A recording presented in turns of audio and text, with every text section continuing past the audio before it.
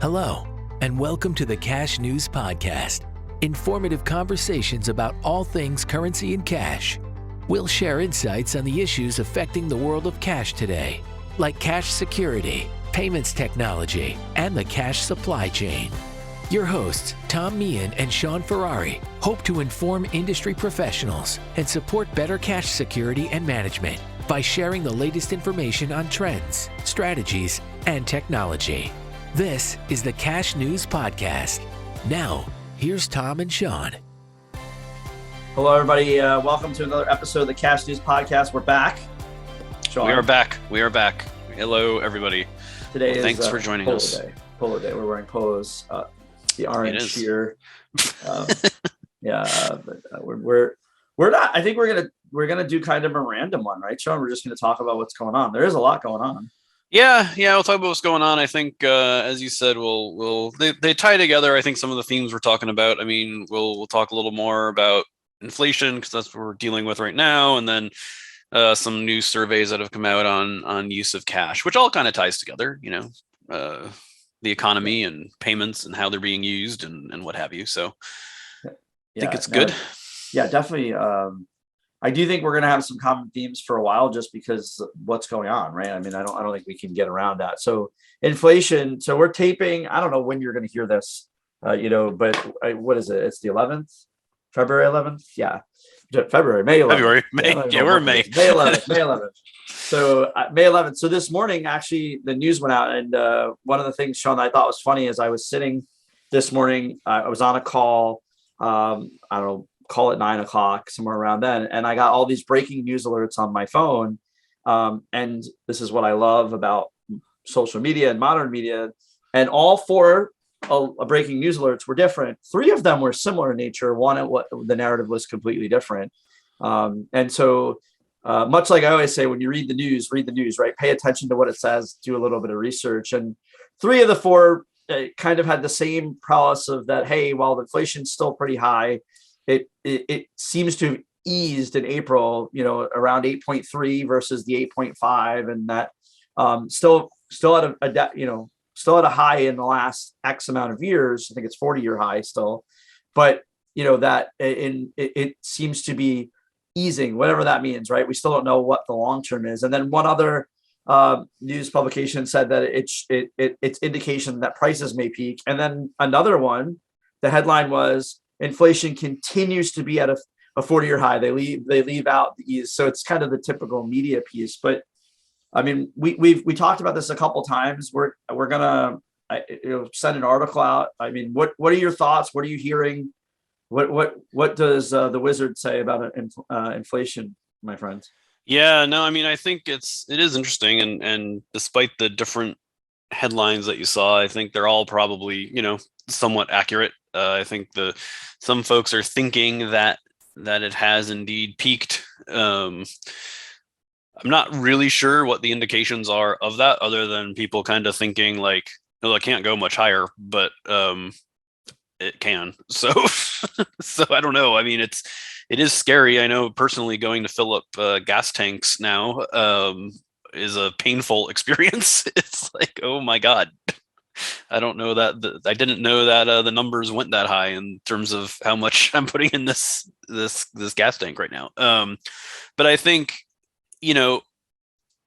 sooner or later, and you're starting to hear it. I think I saw some other number this morning come out on the number of like new credit card accounts that were opened in the past several months, as people seem to be the thought anyway was people seem to be turning to credit cards a bit more now to put some spending on because they have to. So, it's going to be interesting as we go through this, which is what we said a couple of weeks ago when we chatted, that as the interest rates go up, that's going to really kind of be the double-edged sword here, really. I mean, there's consumers are getting squeezed a little bit more now, so they're putting more on credit cards. The credit interest rates are going up, so it's going to be harder to pay those off. Which I guess, will eventually slow the economy, which is the goal of the higher interest rates, to then bring inflation back down. But it's a painful process getting through there. So, I think we'll see how that goes. I think the aside from the cash side of this is, I think everyone's kind of waiting to see what will happen with cash use through this period. The real basic concept would be, as interest rates go up, things get more, as inflation goes up, prices go up, which is what the inflation is. It costs more money to buy things. You're going to use more cash. And we see that in a lot of Latin American economies who have, hyperinflation, that really drives cash growth and printing of cash and use of cash. Some of that will undoubtedly happen here. Granted, we're a far way from hyperinflation. I don't mean to say we're getting to that point, but at the same time, even at 8%, if something costs 8% more, you need 8% more cash to buy it. So that's going to have some effect on the amount of currency that's out there. I think the other thing is, we've said for a long time, there hasn't really been any incentive for people that are holding cash, whether it's consumers or banks or armored carriers or retailers, to get that money into the bank to earn interest on it, because interest rates were so low. So they've been sitting on it because it was just the cost of moving it and handling it that they'd have to pay and wouldn't get any return on it. Well, that is now changing, right? As the Fed is increasing interest rates to bring inflation under control, savings accounts, investment accounts, or whatever folks are using, will likely have, particularly the savings accounts, will have some higher interest rates on them. That should incent people to get the cash back into the banking system to get those interest rates. So it'll be interesting to see if some sort of return flow starts over the coming months as we see some more data that brings cash in at a higher rate. So I don't know. I mean, I think everybody's just kind of waiting to see what happens, but there's a lot of dynamics out there that could affect what everybody deals with in terms of cash circulation. Yeah, definitely. I think one of the things that I'm waiting to see is, and there were a couple articles even today about, interest rate, yield of interest for hold is going to go up, and not necessarily everywhere. It's an interesting that this isn't like a simple mathematical equation. As the interest rate higher, you can calculate what your interest rate will be on your savings account and or what your credit card interest rates will be. It isn't always that simple, because some cards do plus prime, some cards have all sorts of different things, and the same with banks. I think the article that CNBC put out that I saw this morning is that some banks you're seeing a higher interest rate already, but it isn't that direct correlation. And your point about 8% and the gas is the thing I think as an average person we forget. So it's not that hard, to if your gas goes up 10% and every gallon that you put in, there's 10% more. Oh, well, what does that mean? Well, that means that in some states you're adding 50 cents to a gallon, which means you're adding $5 to 10 gallons. I don't think the math is always that equated that way. I know that COVID, from a building standpoint, people were starting to understand, wow, wood went up 20%. That means that, this project is significantly more, but the everyday kind of purchasing, I don't think it is innate with people to understand as that $10 fast food meal now becomes $11. That $100 becomes $110, that $1,000 becomes $1,100. And while that seems intuitive math when you're shopping every day, I think people, the gas is where people see it. They see it when they go and they go, wait a second, I've never paid this much for this. Those sort of things. And that, what you mentioned before is that leads people to use credit cards, which creates that cycle. And in theory, right, will lower it. I am interested, and it piqued my interest that today we went from 8.5 to 8.3. What does that mean? The indicators, to me, it's still too early. I would be pleasantly surprised if all of a sudden this just stopped, but it would be unrealistic that we're not going to go through the iteration of it.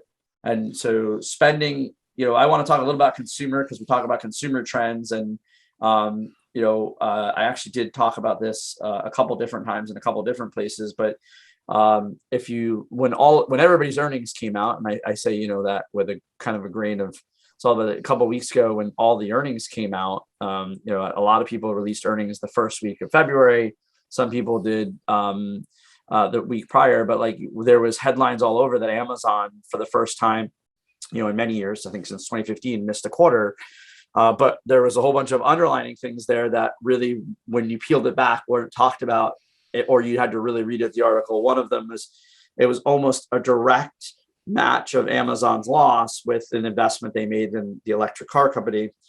So that $7 billion loss was exactly what they did in an investment to a company that was not able to deliver, which in turn created this huge loss. The other thing that I actually have been waiting to see, and I know you and I talk about consumer spending because for both of us, it's, we're often trying to educate people on what's happening with cash, not trying to sway the narrative of it's dead or it's alive, it's king, of more, no, what are consumers doing with cash? Because that's a good indicator. And what we saw is, so MasterCard puts out a really great, it's actually a really good survey called the MasterCard Spending Pulse report. And what it showed, and this is something that inherently to me was common sense, but that was my opinion. There was no fact behind it. It was anecdotal of that. As we wind out of the pandemic, consumers will start to spend in stores again. And we talked about this a lot in the podcast, but pre-pandemic, you basically had, and I'm going to round it, about 10% or less of sales were occurring in brick and mortar stores. And obviously when COVID happened, we saw this huge swing, and there was this narrative that was created, much like the cash is dead and germs and all these things at the same time, but people are never going to go back into the stores. And I kind of scratched my head and said, I don't know. I don't think that because of COVID, people are never going to return to stores. And so the MasterCard Pulse report, and this is not, you got to take it with a grain of salt, basically said, in 2020, about 15% of sales, 15.7 were occurring in online versus in store. And already, in the fourth quarter of 2021, so keep that in mind, we're for the fourth quarter of last year, when we still were kind of in pandemic, it went from the previous year to 12.9. So already almost a 3% swing of people returning back spending in store. When I would argue that in 2021, the fourth quarter, we weren't nearly as open as we are today. So that is indicative of what I assumed would happen. And there were some scholars and some people that were way smarter than me that said, a pandemic is not going to take, 100 years of behavior and stop. People are not going to, stop shopping in stores because for a year they didn't. We're humans, we need to interact. And I think we're gonna start to see some of that, and some of that same stuff in the cash world, where we're going to see the consumer behaviors swinging back to what our normalcy without COVID. I also would continue to say that we're evolving, and we know that online sales are going to increase. We know that digital payments are going to increase. Just we probably wouldn't see that rapid digitization that we did with COVID, because let's face it, in some cases there was no option, right? If you needed to buy something and the store was closed, you went online to buy it. That isn't the case anymore. And the MasterCard Spending Pulse report shows that was there. And then there's a lot of really, really smart folks going out there and saying, like, look, when you had that around 10%, it went to 15%, huge swing. But in parts of the pandemic, it was 40% online, but the dollar per dollar ratio wasn't there. And then we know from the Diary study that, although everybody who, I don't want to say this the wrong way, but the folks that really believe in digital payments would say, look, we told you this was going to happen. No one's going to use cash again. That wasn't actually what the Diary study said. What it said was people were holding on to their cash, that they weren't getting rid of it. They were cramming it. We don't know what they were doing with it because, we couldn't determine that. But we also know that there was a run for cash during the pandemic. And I know you and I talked about that. Like, we knew that was going to happen. So I know you have some info on spending, or from a cash standpoint, or some cash info. I think it'd be great for the audience to hear about that. Yeah, no, exactly. And I mean, I think, some of the things you said there, and to think about where the economy is going now, further complicates the story, because as we said, cash it's always been used as a form of budgeting, right? And as economic times get tougher, and we just talked about the gas prices as a prime example, people start kind of resorting to cash. I just said some go to credit cards, so it's a mixed story, but like some are going to credit cards because they have to. Others are saying, you know what, I don't want to do that. Or I want to try to avoid that as much as possible. And the way to do that, people find it easier to budget using cash, right? Like you take out $1,000 a week, put it in an envelope, and this is what I have to spend. When it's gone, it's gone. And it's a very effective way that people can kind of control their finances, and it's easier when you can see it, right? It's just kind of one of those things where it's like, trying to teach your kids allowances and how much things cost, and like, well, look, it's a lot easier to do that physically than digitally.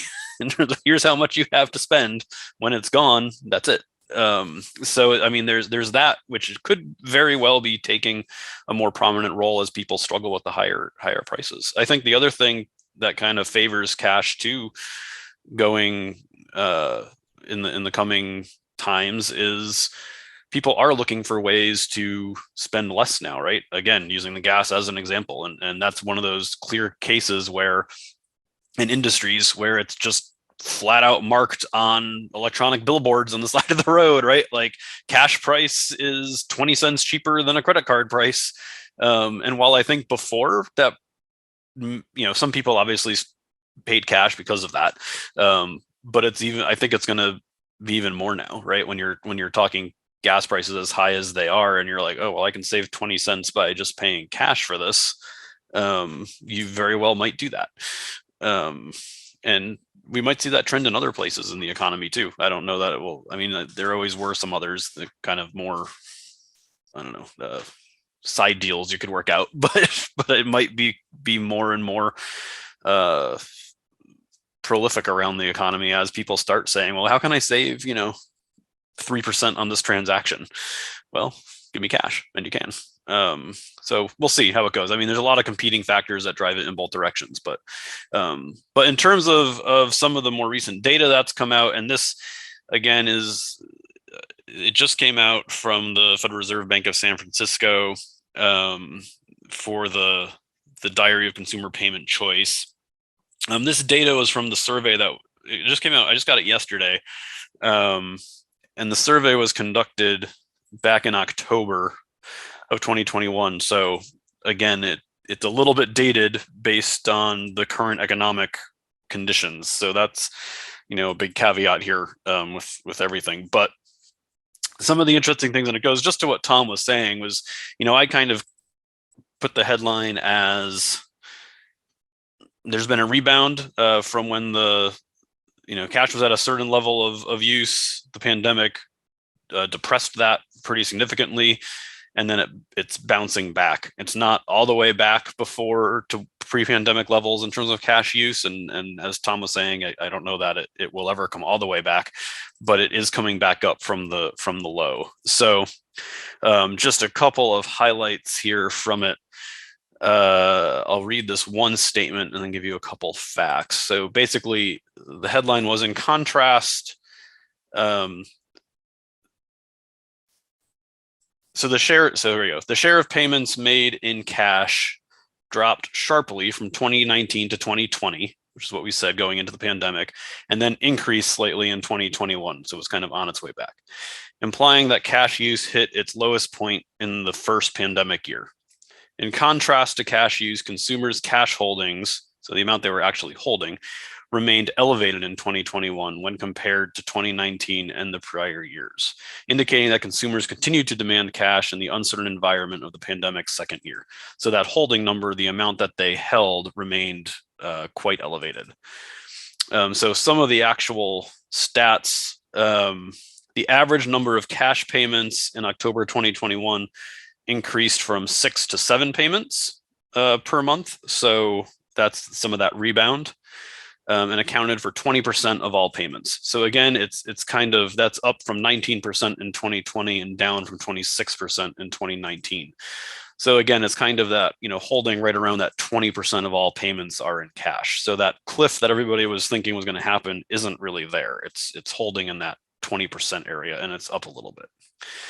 The value of cash, meanwhile, held in consumers' pockets or wallets, averaged $67 in 2021 compared to 76 in 2020 and 60 in 2019. So again, it's kind of between the 2019 and 2020 numbers.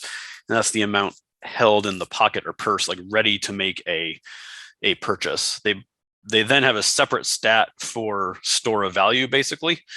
And that's the value of cash held in consumers' homes, cars. Not sure why you would keep your store of value in a car. I'd highly recommend against that. But in any event, the value of cash held in consumers' homes, cars, or elsewhere, called store of value holdings, remained elevated at $359. So that's how much you're just kind of holding, compared to $299 in 2020 and $241 in 2019. So that's a significant increase of that kind of store of just in case I need to use it cash that you've got at home.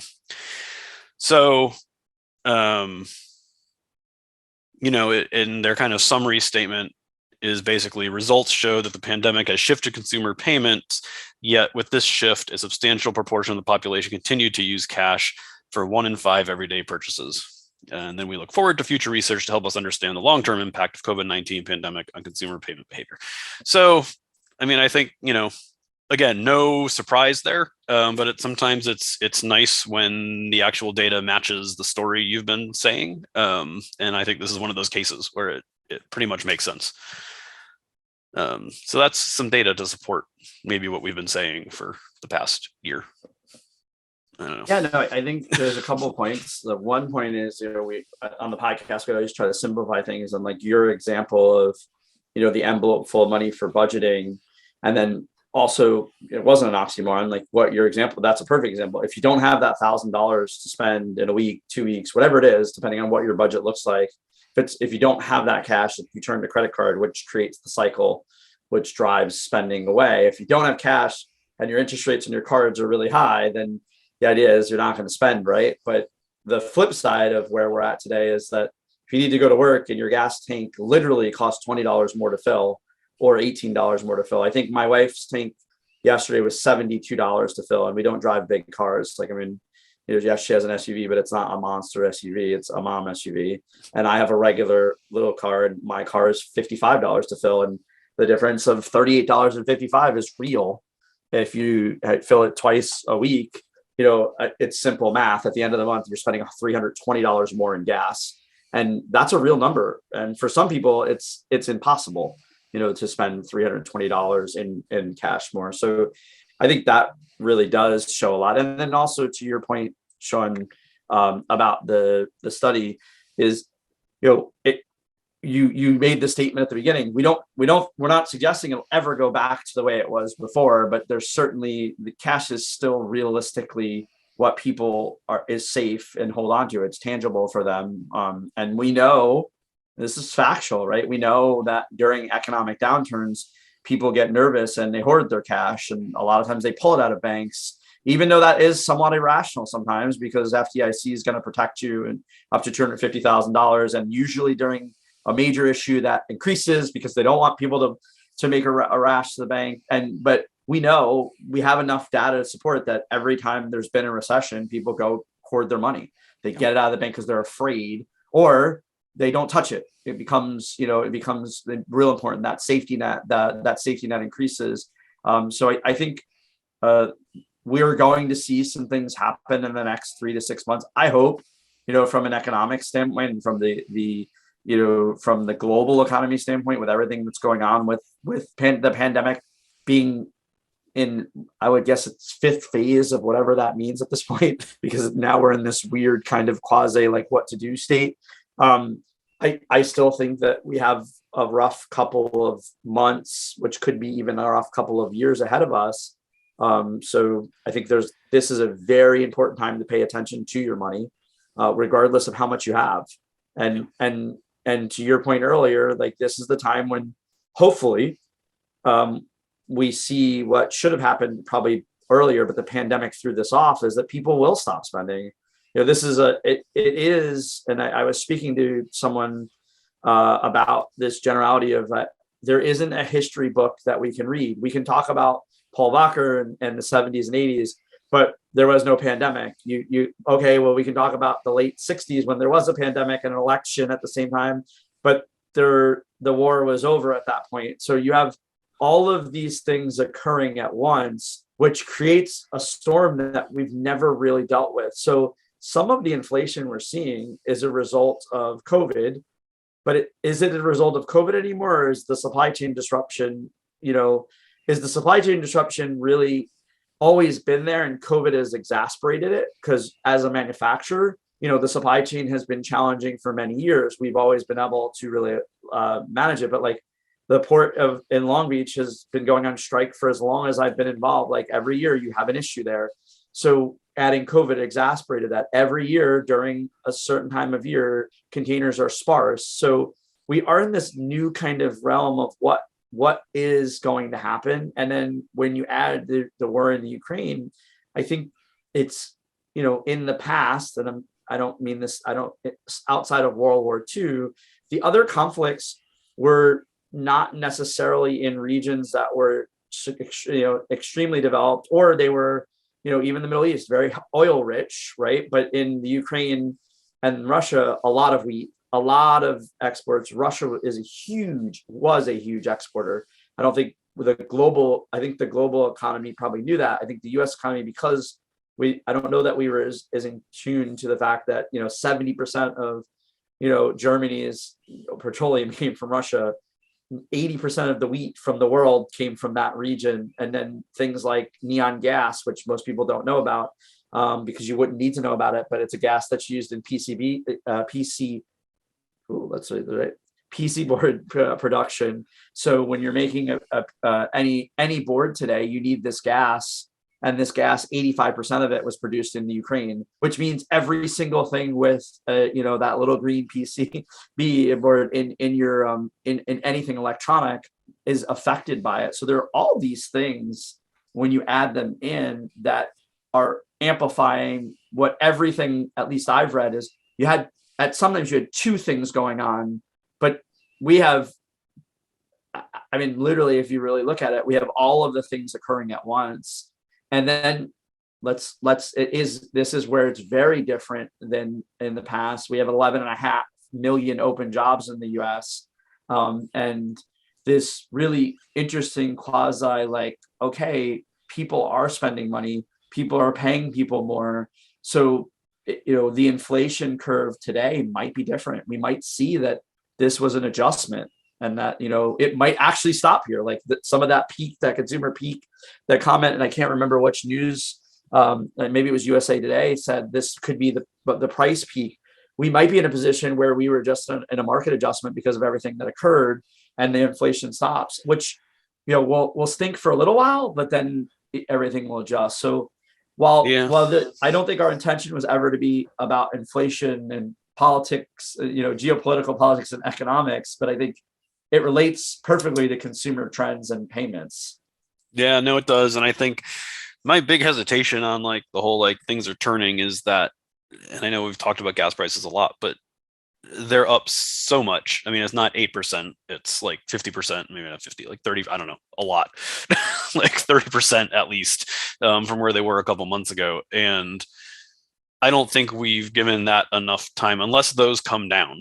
And I don't really see them coming down right now, but I don't think we've priced in yet the effect on all of the end user products that are affected by those higher gas prices, right? From the trucking standpoint, and transportation standpoint. Unless that gas price turns down, I still see the risk of some pretty big forces holding on to prices at least an 8% inflation rate. But again, we'll see. Maybe there's ways to get that gas price down. I think we're going to see it.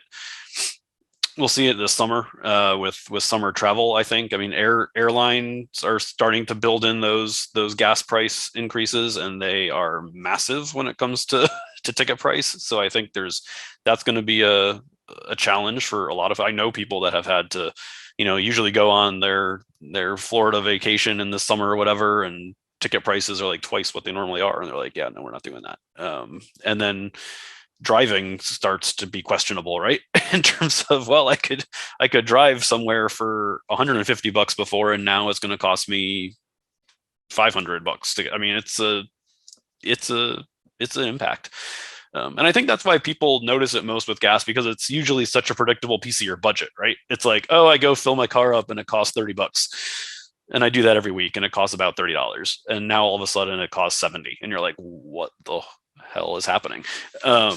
Whereas everything else is kind of fluctuates, right? It's like, oh, I go to the grocery store, I always buy different things. I don't have quite as good a sense. It seems a little higher, but I don't have quite a good sense for how much higher it is than in the past, where gas is, you do it every week, twice a week, whatever, what it costs. And all of a sudden it doesn't. And you're like, oh, that's shocking. So anyway. Yeah. No, but I think when you talk about travel, one thing that I, because I was traveling in Europe and was looking at a couple of weeks ago and looking at some of the things, is that there are, again, fuel costs more. When you have to put fuel in a plane, it costs more, it drives the price. Air travel's up, people are traveling in because of COVID, so supply and demand. And then you add in international travel or freight that, used to fly over Russia, flies around it, which means the flight's longer, flight's heavier. There are all of these things that loop together. And then to your point, people are now have to make decisions, which is kind of the consumer behavior thing is, okay, so this, normally I do X, Y, and Z. I budget for X, Y, and Z. It's 30% or 50% more. And what do I, how do I manage that? And with oil, I'm not an oil guy. So like, this is not an expertise, the space where I have an expertise. I just, what I read is what I know about it. I know that, in the United States, we can produce enough oil and natural gas, but it costs more here to refine it than other countries. I know that that's a fact, but additionally, when people hear oil, they say, well, the oil companies have these, the highest profits ever, even though the price goes up. Well, that's what capitalism is, by the way. That's what this country is built on. The companies that do better, right? Like, that's the idea. And I have no problem with that. The thing that we forget about gas is that all of the things it's not just the gas. It's not just the petroleum. We now have to pay truck drivers more. Tolls are more. They have to put more gas in their car to get it here. The boat costs more. So it's that ecosystem that throughout the chain. So maybe a barrel of oil, when at its face value, and even when you added those things in, you forget that we're in this quasi crazy time where it's like, there's not enough truck drivers, there's not enough trucks, there's not enough new vehicles. So it is that perfect storm. And I think that's why we're going to keep talking about it. It directly relates to consumer spending and what they do with cash. The last thing I want to close with, because I know we're about to wrap up here, is interestingly enough, and I know you and I definitely predicted this because we kind of predict most of the things that happen, so is that Bitcoin and cryptocurrency we've always said it's volatile, but it's starting to trend with the market. And, we talked about, I think it was like in one of our earlier phases, like, and I think we were saying, like, of course, that's eventually going to happen, because as professional investors, as there's funds created, there's the risk side, and that the risk will be different. That's what we're starting to see. We're starting to see Bitcoin specifically and Ethereum, the two bigger cryptos, trending with the market, down when the market's down, up when the market's up.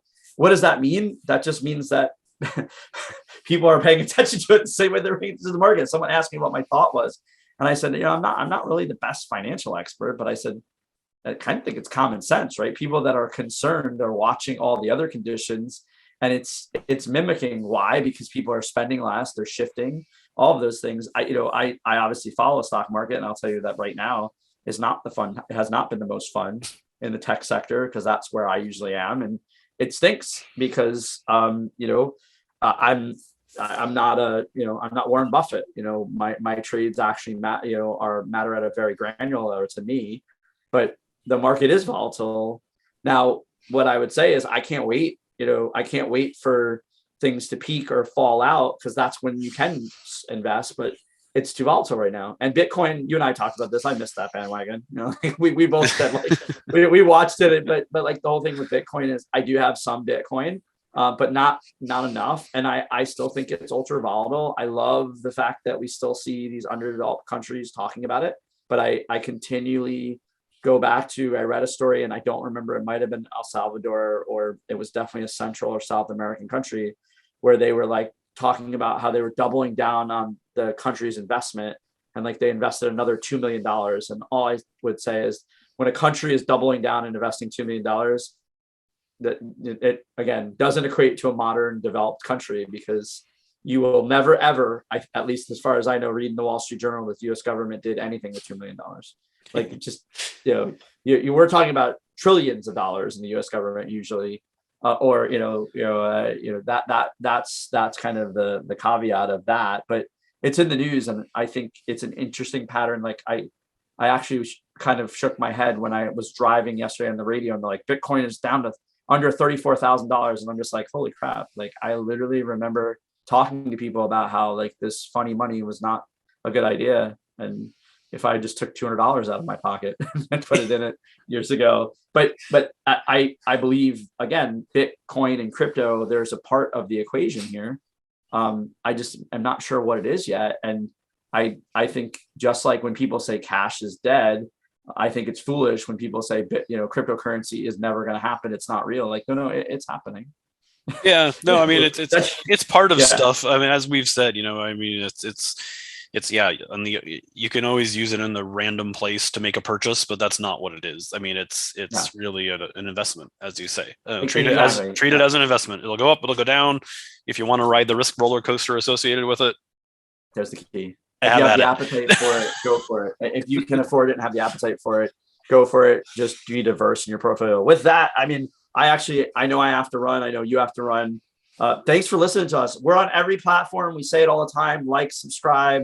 Our new producer, Chris, has promised Sean and I that he's going to get more of our video content out so people know it exists. Not that I think people really want to watch us, but we're actually pretty funny usually. Today we're pretty calm, but it's getting warm, so I'm not wearing a hat. But maybe next week when it's like 90, we'll have a hat on. But it's good to see you as always, brother.